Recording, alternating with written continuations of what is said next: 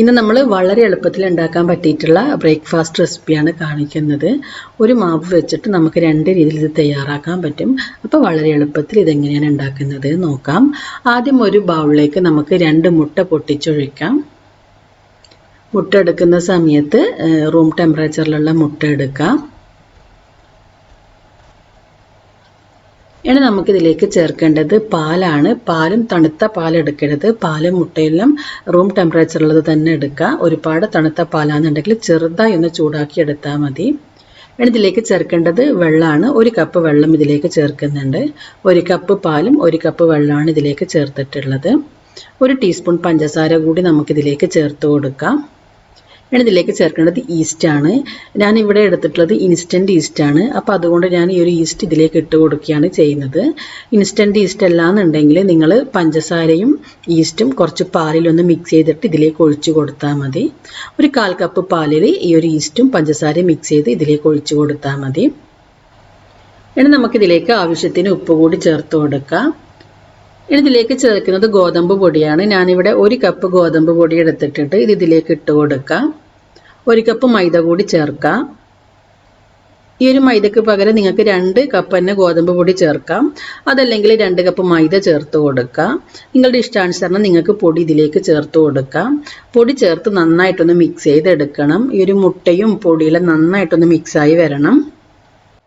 അപ്പോൾ ഒട്ടും തന്നെ കട്ടയില്ലാത്ത വിധത്തിൽ ഞാനിവിടെ മാവ് മിക്സ് ചെയ്തെടുത്തിട്ടുണ്ട്.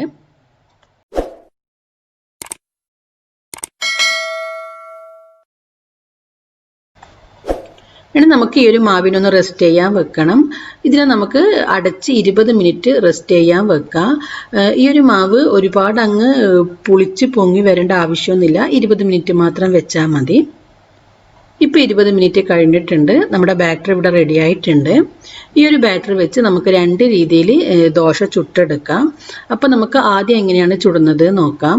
ആദ്യം ഒരു പാൻ വെച്ച് പാനിൽ ചൂടായി വരുന്ന സമയത്ത് തീയൊന്ന് കുറച്ച് വെക്കുക. എന്നിട്ട് നമുക്ക് മാവ് ഒഴിച്ചു കൊടുക്കാം. ഇപ്പോൾ പാൻ നന്നായി ചൂടായി വന്നിട്ടുണ്ട്. ചൂടായി വരുന്ന സമയത്ത് നമുക്കിതിലേക്ക് മാവ് ഒഴിച്ചു കൊടുക്കാം. മാവ് ഒഴിച്ചിട്ട് ഒരുപാട് അങ്ങ് പരത്തിയെടുക്കേണ്ട ആവശ്യമൊന്നുമില്ല. കുറച്ച് കട്ടിയിൽ തന്നെയാണ് ഞാൻ ഈ ഒരു മാവ് ഒഴിക്കുന്നത്.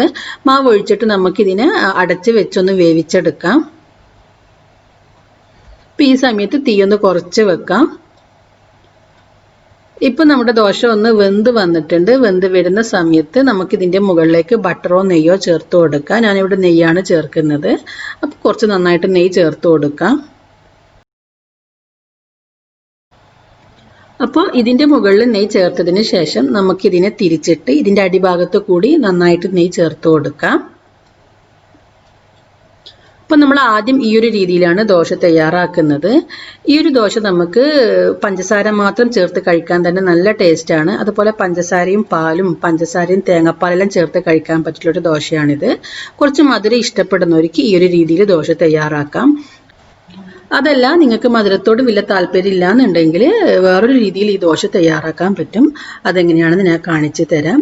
ഇപ്പം നമ്മുടെ ഈ ഒരു ദോശ ഇവിടെ റെഡി ആയിട്ടുണ്ട്. ഇനി അടുത്തത് എങ്ങനെയാണ് തയ്യാറാക്കുന്നത് നോക്കാം.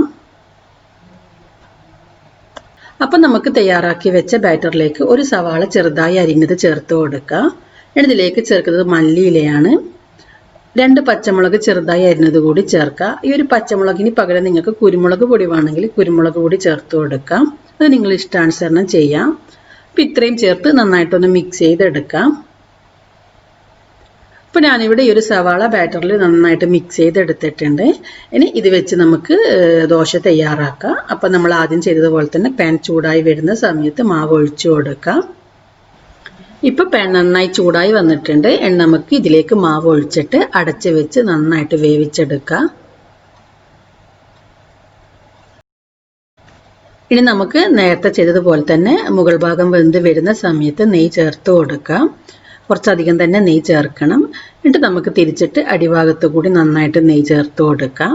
ഈ ഒരു രീതിയിൽ നമുക്ക് മുഴുവൻ മാവ് കൊണ്ടും ദോശ ചുട്ടെടുക്കാം. ഈ ഒരു മാവിലേക്ക് കുറച്ച് തേങ്ങ കൂടി ചേർക്കാമെന്നുണ്ടെങ്കിൽ നല്ല ടേസ്റ്റ് ആയിരിക്കും. അപ്പം നിങ്ങൾക്ക് തേങ്ങ ചേർക്കാൻ താല്പര്യം ഉണ്ടെങ്കിൽ കുറച്ച് തേങ്ങ ചേർത്ത് കൊടുക്കാം. 1/2 കപ്പ് തേങ്ങ ചേർത്താൽ മതി. അപ്പോൾ നമ്മുടെ ദോശ ഇവിടെ റെഡി ആയിട്ടുണ്ട്. ഇതിന് നമുക്കിനി കറിൻ്റെ ആവശ്യമൊന്നുമില്ല. ഇതിങ്ങനെ തന്നെ കഴിക്കാൻ നല്ല ടേസ്റ്റാണ്. ചൂടോട് കൂടി കഴിക്കുമ്പോൾ നല്ല ടേസ്റ്റാണ്. അപ്പോൾ നിങ്ങൾക്ക് വേണമെന്നുണ്ടെങ്കിൽ കുറച്ച് ചട്നി കൂടി ചേർത്ത് കഴിക്കുക. ചട്നി കൂടി ചേർത്ത് കഴിക്കുമ്പോൾ കുറച്ചുകൂടി ടേസ്റ്റ് ആയിരിക്കും. അപ്പോൾ നല്ല സോഫ്റ്റ് ആയിട്ടുള്ളൊരു ദോശയാണ്. നിങ്ങളെല്ലാവരും ട്രൈ ചെയ്ത് നോക്കുക. ട്രൈ ചെയ്ത് നോക്കിയിട്ട് ഇതിൻ്റെ ഫീഡ്ബാക്ക് അറിയിക്കുക.